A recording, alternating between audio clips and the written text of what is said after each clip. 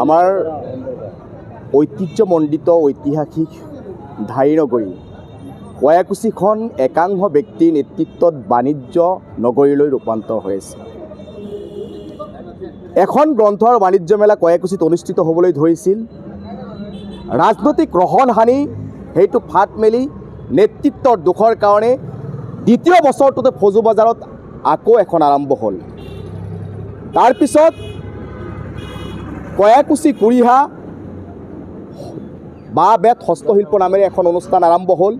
সেইটো ফাট মেলি একে নামেৰে একে চতুৰ্থ বাৰ্ষিক অনুষ্ঠান আকৌ এইবাৰ আৰম্ভ হ'ল। মুঠতে 1 কিলোমিটাৰ ব্যাসাৰ্ধৰ ভিতৰত কয়াকুছিত 4খনকৈ অনুষ্ঠান মাহজোৰা হৈ আছে।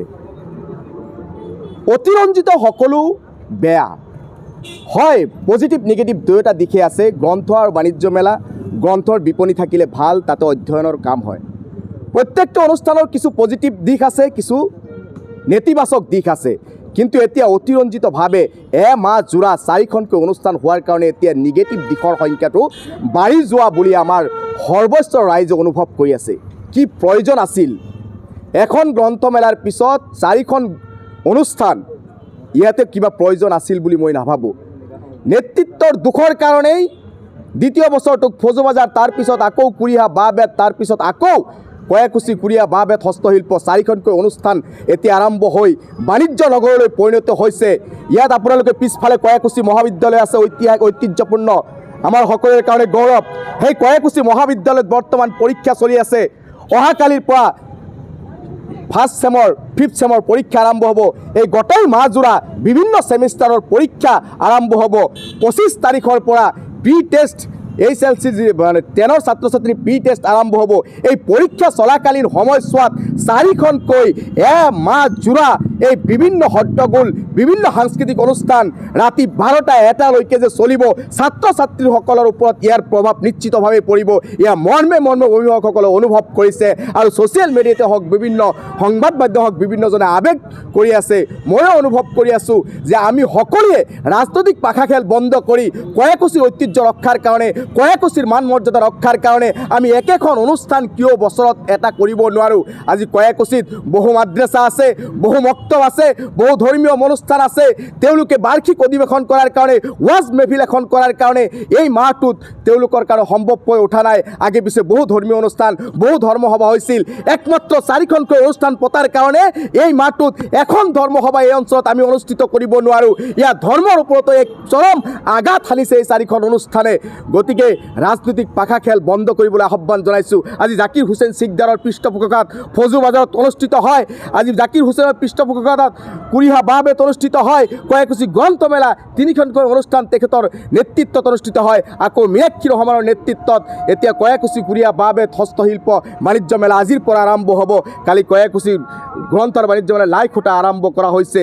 গতিকে আমি এটা কথাই আপোনালোকক কৈছোঁ যে আমিতো দেখিবলৈ নাপাওঁ বিধায়ক জাকিৰ হুছেইন চিকদাৰৰ নেতৃত্বত কেতিয়াবা ডি ভোটাৰৰ সমস্যা সমাধানৰ কাৰণে গণসমাৱেশ পতা পৰিলক্ষিত আমাৰ হোৱা নাই। NRCৰ সমস্যা সমাধানৰ কাৰণে গণসমাৱেশ কিয় পাতিব নোৱাৰে আমাৰ নেতাসকলে? মীনাক্ষী ৰহমানে ডি সমস্যা সমাধানৰ কাৰণে কেতিয়াও কোনো নেতৃত্ব গণসমাৱেশ পতা আমি নেদেখিলোঁ। অকল তেওঁলোকে হাঁহি তামচাৰে বিভিন্ন উৎসৱ পাৰ্বণৰ জৰিয়তে তেওঁলোকৰ ৰাজনৈতিক বৈতৰণি পাৰ কৰাৰ কাৰণে যি অপচেষ্টা হাতত লৈছে আৰু ইয়াৰ প্ৰভাৱ পৰিছে আমাৰ সমাজৰ উদীয়মান, আমাৰ ভৱিষ্যত প্ৰজন্মৰ, আমাৰ জাতিৰ মেৰুদণ্ড সেই ছাত্ৰ ছাত্ৰীসকলৰ ওপৰত ইয়াৰ মাধমাৰ সুদাইছে। এমাহ জোৰা যেতিয়া মাইকৰ শব্দৰে পঢ়া টেবুলত এজন ছাত্ৰ বা এজন ছাত্ৰীয়ে কেনেকৈ এই মাহটো অধ্যয়ন কৰিব আৰু কেনেকৈ পৰীক্ষা হলত বহি তেওঁ লিখিব, এইটো এটা প্ৰশ্নবোধক চিহ্ন হৈ পৰিছে। গতিকে এই অৰি ৰাজনৈতিক পাখা খেল বন্ধ কৰাৰ কাৰণে আহ্বান কৰিছোঁ। সকলো ৰাজনৈতিক দলৰ আজি ভক্তদ্ৰৱত এক আদৰ্শৰ পৰিচয় দিছে।